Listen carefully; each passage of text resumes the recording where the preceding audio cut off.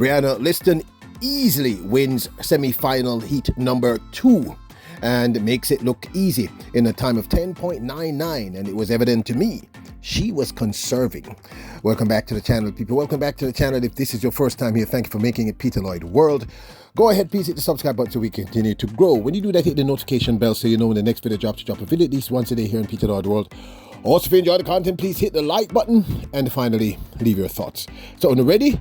Yep, good to go. Well, as we had stated, the three women who will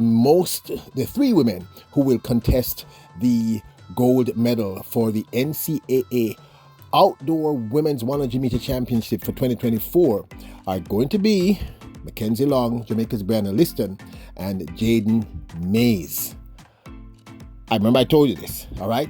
These three women have set out the first, second, and third fastest time going into the finals for this event. Brianna Lyston, to me, looked extremely impressive and conservative. But let's take a look at this young lady, Mackenzie Long from Ole Miss, who ran the fastest qualifying time, a time of 10.91. I think the 6th fastest time in the history of the NCAAs. Let's take a look at her 100-meter run from heat number 3. Wow.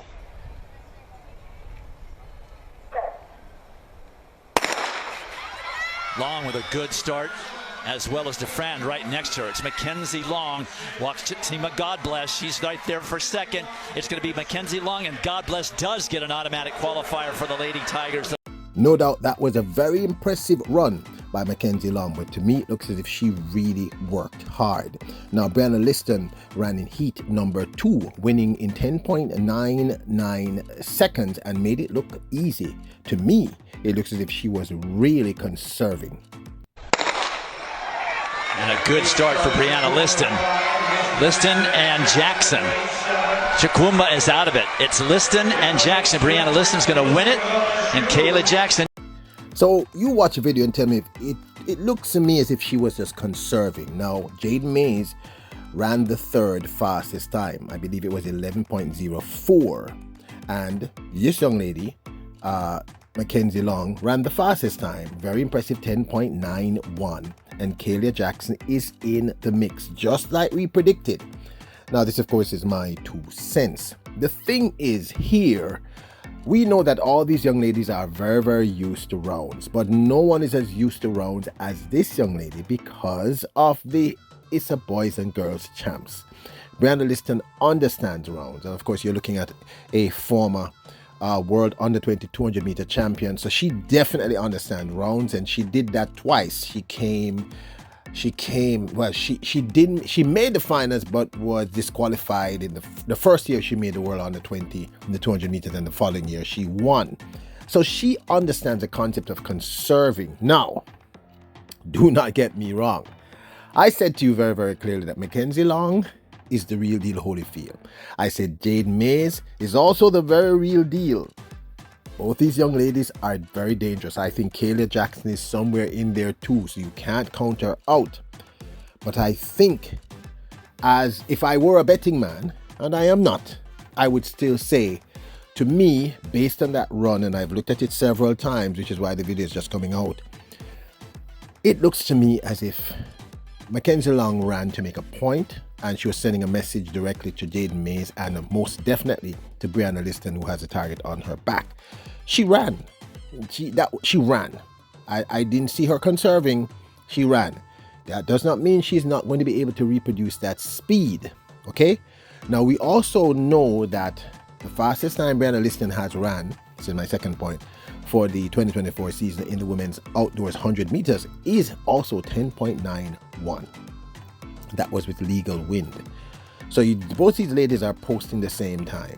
So for either of them to win, as I said before in a previous video, we're looking at a sub 10.90.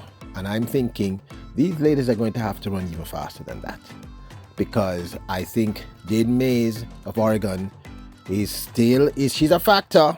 Don't worry about the fact that she hasn't hit that sub 11, but I think that young lady is a real deal. I still think the win will go to Brianna Lyston because like I said, one, she delivers when it is necessary. She is calm under stress, and she has tons of experience. Now, the other thing too, I believe why I'm leaning towards Brianna Lyston in looking at that run. I'm not saying she didn't run hard, people. Sub 11 is not a jog in the park. She ran. But in my opinion, I still think there's more in the tank. I think it was a smart run. I think her coach sat her down and said, look, Brianna, we don't need you to run 100 miles an hour here. We just need you to get through to the next round. When you heat, get through to the next round. I think Mays is playing the same game. She's conserving. She doesn't want to go all out. I think that's what's happening here. Because, at this level, even in the collegiate scene, once you get to the NCAA's championships, you're talking about head games also. And the coaches also love to play the head games. I think, as I said before, Mackenzie Long came out to make a point. She's saying to Brianna Lyston, I'm going to be a factor. If you win this, it's not going to be easy, and I'm here to win. I didn't train this hard to come second. But I am thinking just the way that Brianna Lyston executed the race. Go back and look at it. Tell me if I'm just being prejudiced. Tell me if I'm just being too pro-Jamaican. It looks to me as if, again, she's conserving. And we know she can produce a 10.91. And I think if the wind is right, and with Mays and with Mackenzie Long pressing her, and they're going to push her, you're looking at a sub 9. She's going to have a new PB when she leaves the finals. I am really certain about that. And I'm still thinking that she is the person to beat. As I said, Long just looked as if she was making a point and she ran hard. Mays, I think, was also conserving, and I know that Brianna Lyston was conserving. It's very, very obvious to me. She did that in the previous one where she ran the same exact time in the East Coast first round to get here to the semifinals. She ran the same exact 10.99, and we know she can run a 10.91, and we know she tends to deliver her fastest time at the finals when it's all or nothing. We saw that. We've seen it at ISA Boys and Girls Champs. We saw it at World Under 20. We saw it at the NCAA Indoor 60 meter. We saw it at the SECs. So we know she's going to produce her fastest time, and it will not be 10.91. I'm telling you, it's going to be sub 10.90. And it might be close to 10.80. I really believe this, because these two girls are going to really push her. And like I said, this is not going to be an easy win for the Queen, Brianna Lyston, but I still think she will take the win. And I know Mackenzie Long is going to push the crap out of her. She's going to push her. And I know, do not underestimate that young lady from Oregon, Jade Mays, that this is going to be an exciting 100-meter women's finals. But this, of course, is my 2 cents. I'd love to hear your thoughts. So there you have it. Brianna Lyston easily wins her heat number 2, semifinal number 2, running a time of 10.99 and clearly conserving. She enters the finals with the second fastest time. The fastest person entering the finals is Ole Miss's Mackenzie Long, who ran a very impressive 10.91. And of course, Jade Mays, who ran 11.04, I think. Now, don't forget to hit the subscribe button, notification bell, hit the like button. Remember, you are royals, you're kings and queens. Bless up!